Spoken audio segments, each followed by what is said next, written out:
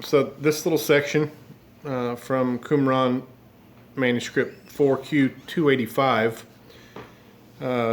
discusses the battle on the war of the Messiah, the priestly Messiah, and this is really an anathema to Judaism in many respects because they try to divide the one head. Well, many of them did pierce him asunder, and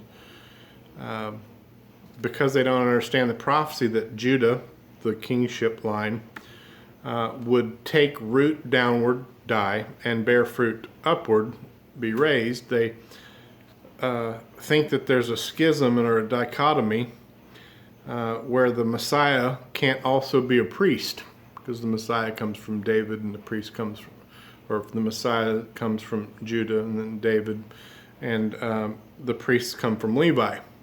When you understand that Judah takes root downward and then bears fruit upward, that takes care of your kingly conundrum right there. This passage, paralleled in Ezekiel and other locations, discusses the leader of the Kittim, which is Syria. Again, mind you, Abraham had Sarah and Hagar and Keturah. And he posited the idea that, and this is attested to in the Book of Jubilees, that his heir would be Damascus Eleazar. Hashtag Damascus prophecy. And the Kittim here are the Assyrians and the Syrians to the north of Israel, which is why Daniel 11 calls him the willful king of the north. I'm sidetracked watching a little bit of Afghanistan imploding right now, and really as it pertains to American Western presence standing with Israel against the kings of the east and the kings of the families of the kings of the north. That's the last straw. Our little presence in Iraq and whatnot now waning. For all intents and purposes, we've got a continual beltway of hostility all the way from North Korea now to the northern border of Israel, thanks to the craft and cunning, hashtag craft and cunning, of the Assyrian, the leader of the Kittim. In 3 lots evil shall be smitten.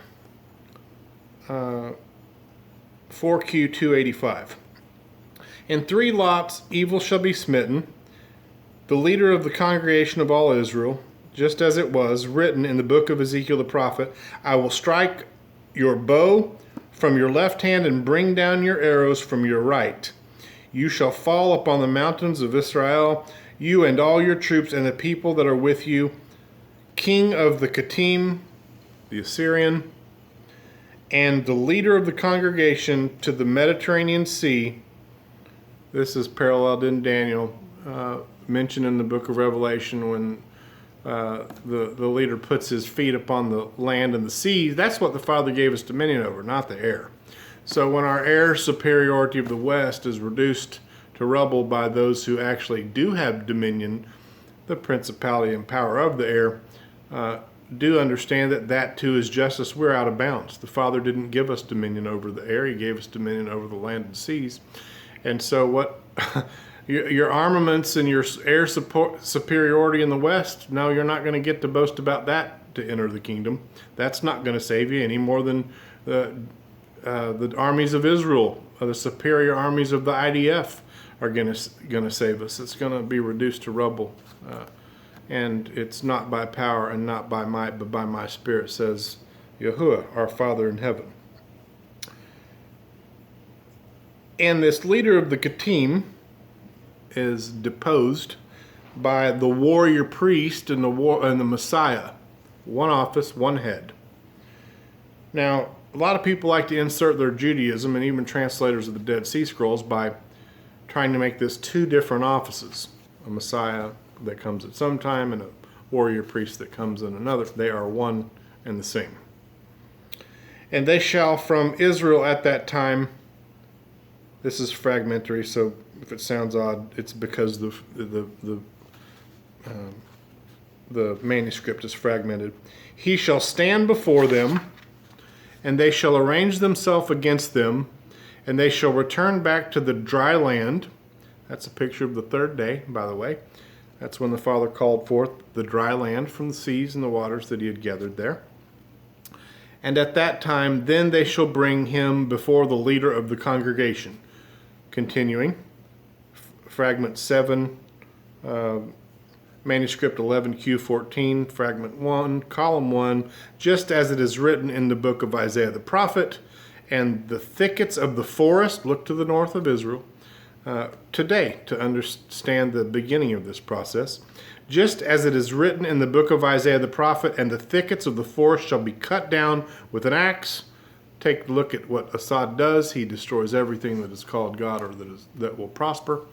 He destroys everything that is called God or that is adored, worshipped, and so that he may place himself in that place of adoration.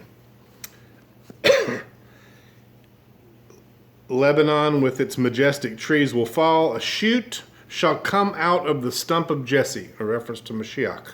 And a branch, watch how this segues instantly into a priestly office without even missing a beat. A shoot shall come out of the stump of Jesse, and a branch shall grow out of its roots, out of his roots. This is the branch of David.